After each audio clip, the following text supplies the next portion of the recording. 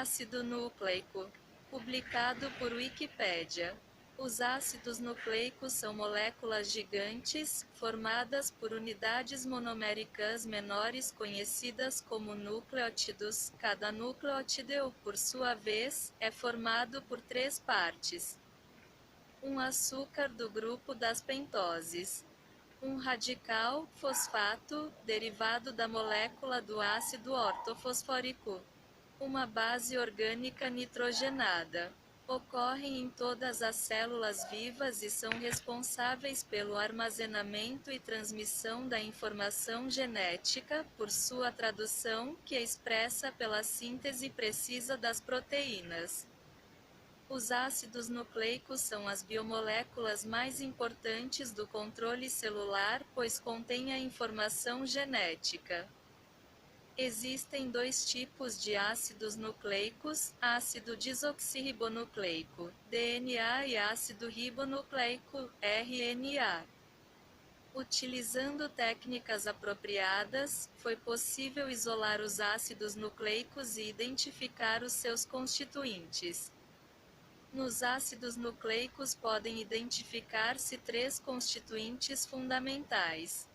Ácido fosfórico confere aos ácidos nucleicos as suas características ácidas, faz as ligações entre nucleotídeos de uma mesma cadeia, está presente no DNA e no RNA.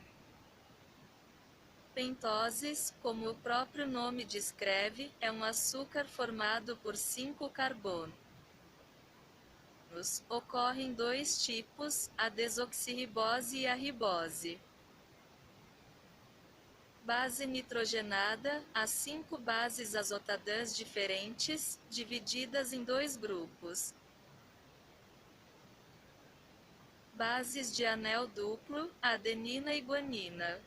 Bases de anel simples, timina, citosina e uracilo. DNA. O DNA é a molécula que armazena informações genéticas.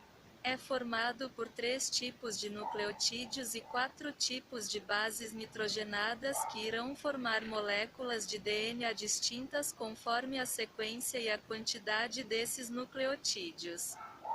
No DNA contém informações gênicas que coordenam o desenvolvimento e funcionamento dos seres vivos e alguns vírus. As características hereditárias são passadas por meio dessa molécula, que tem o principal papel de armazenar as informações.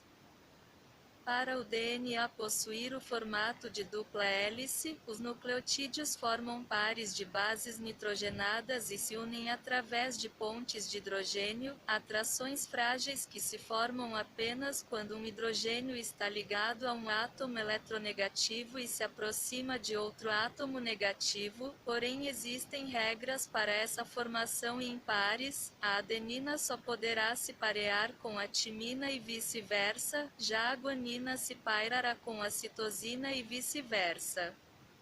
Portanto, a quantidade de adenina no DNA é a mesma da timina e a quantidade de guanina será a mesma da citosina, sendo esta lógica denominada de relação Chargaff.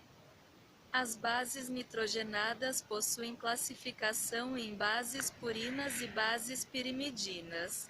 A duplicação do DNA é necessária devido à divisão celular, sendo denominada duplicação semiconservativa, pois ao ocorrer a separação das fitas de DNA pela enzima helicase, cada uma das fitas irá servir de molde para a construção de uma nova fita de DNA, o que faz a nova fita conservar uma parte do DNA antigo. Portanto, as 2 novas moléculas de DNA terá em sua conformação uma parte do DNA antigo.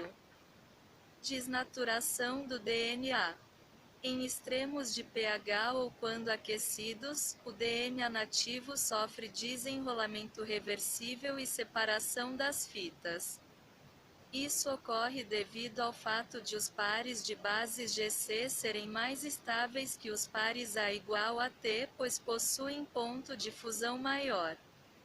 Fitas simples de DNA-S desnaturados de duas espécies podem formar um dúplex híbrido e o grau de hibridização depende da extensão da homologia de sequência.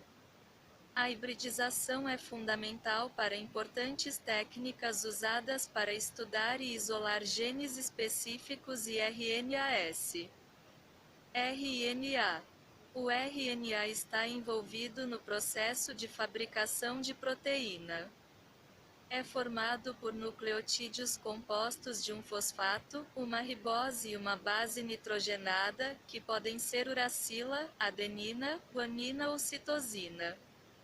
Possui formato de uma fita hélice e se diferencia em RNA mensageiro, RNA transportador e RNA ribossomal em procariotos, porém em eucariotos há a presença de todos os contidos nos procariotos, com adição de dois RNAs, o snRNA e o microRNA. História. Em 1869, Friedrich Miescher, trabalhando em Tübingen, sul da Alemanha, iniciou experiências que, aparentemente, eram de pouca importância. Seu trabalho consistia no exame de células do pus humano. O pesquisador retirava o material para estudo a partir de curativos utilizados em secreções purulentas. Durante suas observações, verificou que todas as células vivas, inclusive as de pus, continham um glóbulo central mais escuro que o restante, denominado núcleo celular. Já se sabia que nas células do pus o núcleo representava uma grande parte do organismo celular.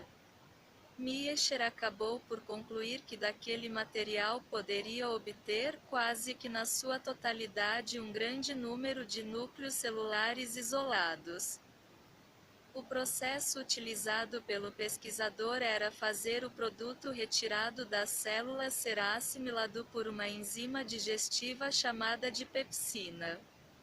Em seguida, através de centrifugações e outros processos de separação e filtragem, observou o aparecimento de uma substância química até então desconhecida e rica em fósforo.